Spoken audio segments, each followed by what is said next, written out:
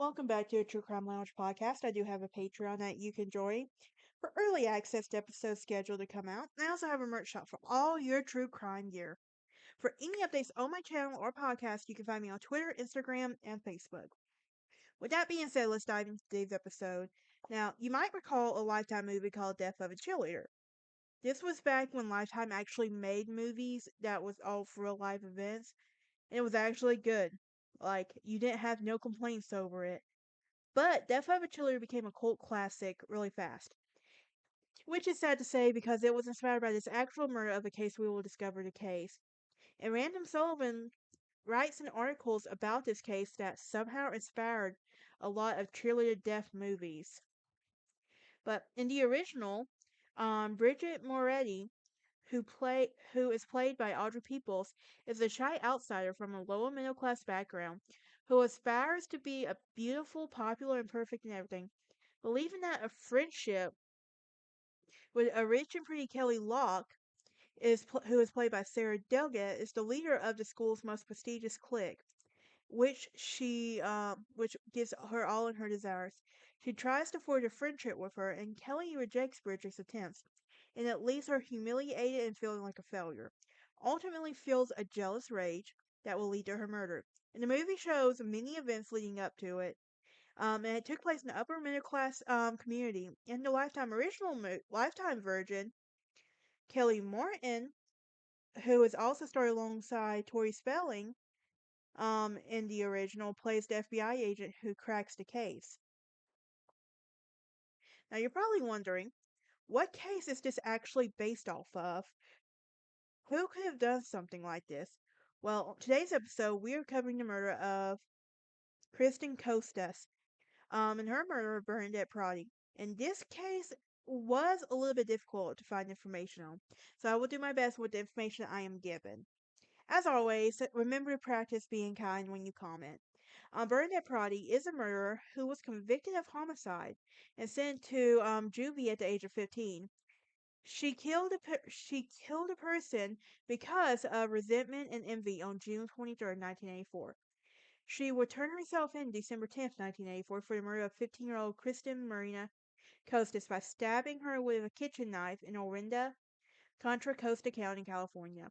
On March 14, 1985, she will be sentenced to a maximum of 9 years, and she was released 7 years later on parole, June 10th, 1992. Now, Kristen Marina Costas was born July 23rd, 1968, attending Miramont High School in Orinda, California. She was the daughter of Arthur and Barrett Costas, and was who were affluent in the neighborhood, and she had one brother who was a member of the school's varsity swim and cheerleading squad. And Kirsten was born in Oakland and had a privileged life. The family would move to a suburb in Oakland called Orinda, which was one of the best places to live in California. There is where she thrived at Miramont and was the only public high school in Orinda. And it was a wealthy and affluent area, needless to say. Not only did she cheer and swim, but she also excelled in academics and was civically involved. And she was a popular person who who people just gravitated toward. One of those was Bernadette Protti.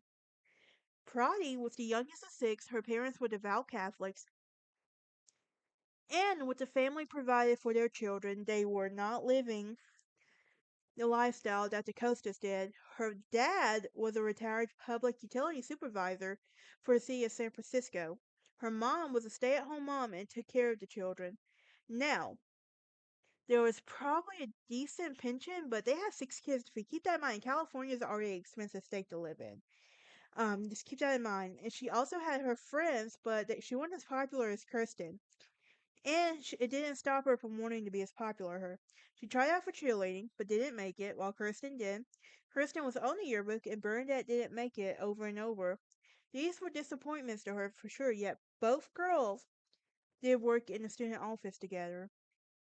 Bernadette was happy by getting a chance to hang out with Kirsten, and Kirsten was able to convince Bernadette to do favors for her and her friends.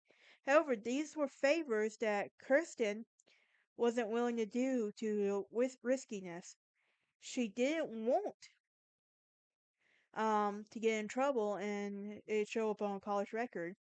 Bernadette went along with it, hoping to get closer to Kirsten. With that, she was able to join the Bobbies, which was an organization that would organize fundraisers and charitable projects.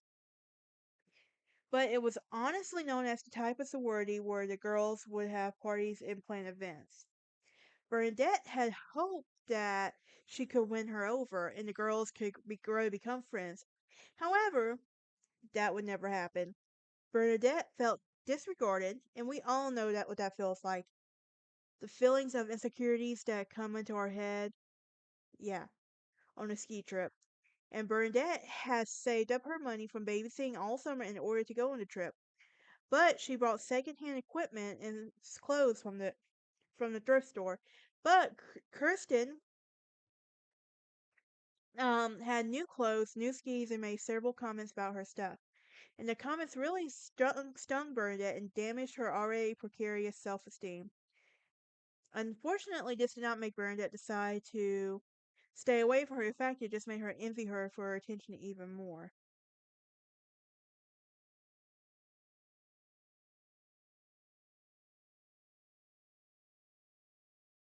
Um, Bernadette had come up with a plan to try and do that. So the school year ended, summer began, and Kirsten went to cheer camp, and Bernadette got an idea that she was going to call her from a payphone, spoke to her mom, and she told her that dinner was planned for following Saturday with the new Bobbies. She said it was secret and that was sure to never give Kirsten her mom's number. She just said that she would pick Kirsten up for dinner. The secret dinner would take place at 8:30 on June 23rd, and that they would arrive. And she would tell her parents that she has to babysit and that she needs to borrow a car, which was a Ford Pinto. Kirsten, believing that there was a secret dinner with the Bobbies, walks out of the house to find Bernadette waiting for her, and she climbs into the car, and it seems to point out that Kirsten realized it was Bernadette and was not dressed for dinner. So Kirsten confronts Bernadette, who admits it was just a ploy to get Kirsten to leave the house so they could go to a party, a college party to be exact. And Bernadette will later tell the police that Kirsten told her to pull into a parking lot so she could smoke a joint. And according to Bernadette, they were there for 40 minutes.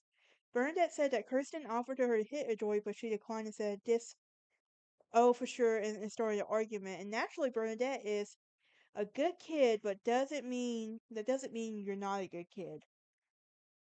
But I think there's an implication to make whoever she's making the statement to. And at some point, Kirsten realized that she had been invited to the party where Bernadette was taking them to. Well, that's awkward. She hadn't been. And you don't want to show up to a party uninvited. She ended up, as a result, refusing to go and just led Bernadette to accusing her of spoiling everything and telling her how she had married her. And Kirsten was not happy about this. She told Bernadette how pathetic it was and how pathetic it was obviously coming from Bernadette. Kirsten ended up getting out of the car and walking to the home of Alexander and Mary Jane Arnold in order to get away from Bernadette. So here's the situation. There's a young girl who's lured out of her car to a fake dinner.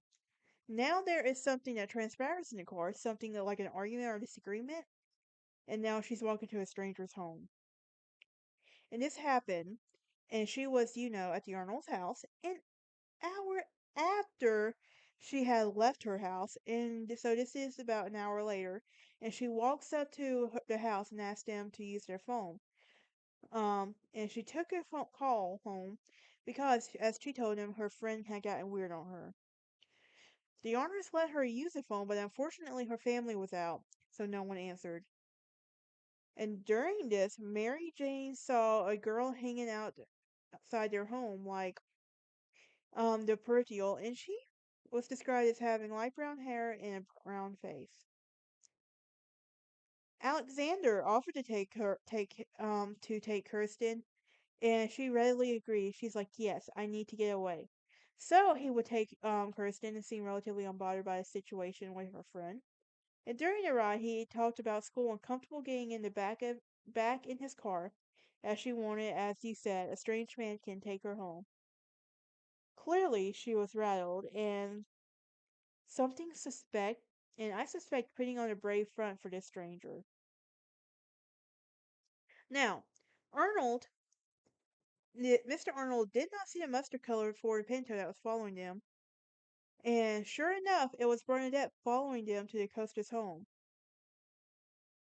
He did see it, let me rephrase that. So Kirsten gets out of the car and heads toward the house, and Bernadette ends up returning it toward her. But Bernadette, before she could get out, grabs a knife, and that was just allegedly happened to be her parents. And we're probably wondering, why is there a knife in the car? Well, she would claim that was due to her sister using it to cut like fruit and vegetables and stuff. But it was an 18-inch blade. Kirsten told her to go away, but Bernadette stabbed her twice in the stomach. And her hand also hit the blade in to defend her. Bernadette stabbed her twice in the back before running to her car and leaving Kirsten to die.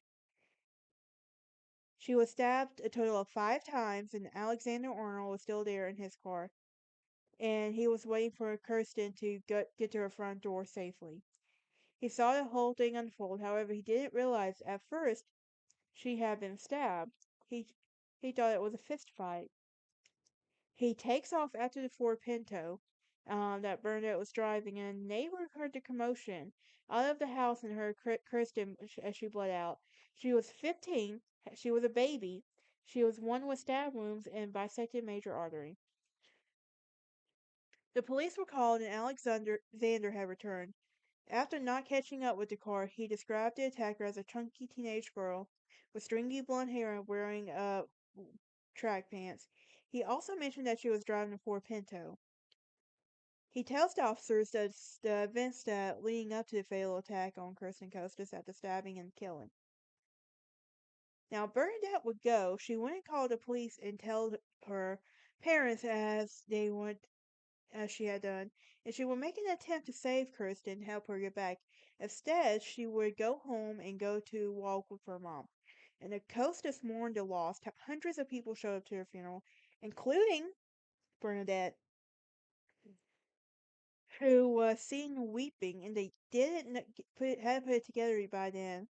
They were scrambling to find the killer, as homicides were uncommon in Orinda. The police interviewed students, including Bernadette, and she told them she was babysitting night that Kirsten was attacked, and that holds with her alibi that she kind of set up. And she was asked to take a lie detector test, which she agreed, and it seemed the results came back as inconclusive. Unfortunately, the police did not do this, and they never verified her alibi. They interviewed her, would have been easy to verify. But they did interview, they were trying, and they interviewed somewhere in the neighborhood of 300 people. And they examined 750 Pintos. A girl who went to Miramont High School named Nancy Kane said who was considered a god from what it seems like, and she had been bullied by Kirsten, and other students seemed to believe that she was the fact the killer. The situation got so bad that Nancy's mom refused to let her take a lie detector test, and Nancy ended up leaving Miramont, Miramont in order to go to a new school, and she had nothing to do with it. She had become the victim of all of this. As the new school year started, the Render police asked the FBI for assistance with the case. Now, the FBI puts together a profile of her attacker, and it was definitely different than what the Render police had. They said her attacker will be a teenage girl, same age as Kirsten. They also said that the killer would be remorseful, and they ought to hit the park. Her parents had a PI to look into her daughter's case. When he was looking at the case, he found that no one looked into Bernadette's alibi. So he calls the family, supposedly babysitting the night, and discovered that she hadn't, in fact, a babysitting for them. 6 months after her murder, he passes the information to the police, and Bernadette, um, and for a second interview, and they go over to the FBI's profile and ask if it sounds like anyone they know. She mentioned during the course of the interview that the humiliation would be worse, better than going to prison. And they also didn't arrest her at that point. Instead, they let her go. So Bernadette goes home and she's there to talk to her mom, but her mom was too tired to talk. Now, Bernadette writes her parents a letter confessing to killing her and acknowledging that she doesn't know she did. She asked him to wait 30 minutes before reading the letter and then she headed to school. Once she ties once the ties read the letter, they went to Miramont to pick up Bernadette. They took her to the police station where she confessed to killing Kirsten. And do you want to hear what she told the police? Well, um, she asked, "Do I have to go back to Miramont High School? I can't live. If it is known, I would rather die." And I didn't think that it's really important. There was a lot of heavy news of Bernadette's confession as the town was floored. On the night she was, but other times, the New York Times quoted a woman named Suzanne Barr, who Burnett babysitted for 6 years. There has to be a terrible mistake. Um, Even in the confession, the case ended up going to trial and she was tried as a juvenile, keeping in mind she was only 15, which is why it went to juvenile, and the defense offered a plea to murder too, but the states declined this offer, weighing murder one, which would include that this was premeditated. It was a 3-day trial, and the judge, and there was no jury. Interestingly enough, anybody who doesn't notice, the juveniles are not entitled to a trial by jury. And Bernadette told the judge during the trial that she had killed Kirsten because she thought she was going to tell everyone at school that she was weird. He rejected the state's position that the murder was premeditated. Interesting in that I was curious about that right from the get go with these facts. She lured the girl out to her car under false pretenses. She had an 18-inch knife blade, and she even then followed her from the Arnolds to her house. Bernadette's sister did testify at the trial, said that she did keep a knife in the car, and that her sisters did say that nobody ever lied under oath. She tried to escape, went to the Arnold's house, and then Bernadette waited outside and followed. But I think it in indicative of intent to murder. Um, I think that she could have been following them for any number of reasons and developed the intent to murder right then. She could have, I mean, we obviously know when we left her car with the blade, and she was that's enough for the run, and you're in the area of the door, and she was sentenced on April Fool's Day, 1985, to a maximum allowed, which was 9 years. Bernadette was sent to California Youth Academy, in Ventura, California, where she got her GED. While there, she was paroled at 7. She was only 23 when she was released, and she murdered another child. Yep. She was still young enough at 23, to still have a life. The Costas family were against her early release. They ended up moving to Hawaii. They did not believe the story about the knife. Now, you're probably wondering, how is this in popular culture? Well, in 1994, the story was made into a television movie entitled A Friend to Die For, also known Death as a Cheerleader. Now, probably wondering, what happened to Bernadette? Well, she served her time at the CYA, it's now known as the California Division of Juvenile Justice, facility in Ventura, graduated high school with a 4.0 while behind bars. She went on to earn a community college degree, and she was considered a model prisoner. In 1991, the state denied her parole and everything. The CYA released her at then 23 on parole in 1992 to the dismay of the Costas parents, and it clearly shows that she got away with murder in California. After her release, many internet sleuths have attempted to discover and publicize her current whereabouts and names, but as of now, she does not maintain a public presence under her original identity. She had changed her name to Jeanette Tamanka. A quick Google search, and you will see where she has been up to. She also runs a fake Facebook and Twitter account where she uses her name but changes the location throughout the sleuths. She never knows her face, and friends call her Bernie, but she quickly deletes these comments. It isn't illegal, and I would never post her number or address, but there was some easily Googleable. I'm not protecting a murderer, I'm going to clarify. But if she committed the crime today, she still would be locked up. Now, regardless of how I feel about this case, what do you think? Was Kirsten a mean girl who got what she deserved? Did Bernadette get assessed? Um, should she have been tried as an adult? Let me know in the comments. Alright, join me next time as we talk about the Missy Avila case. And that's another Lifetime movie case that was happened.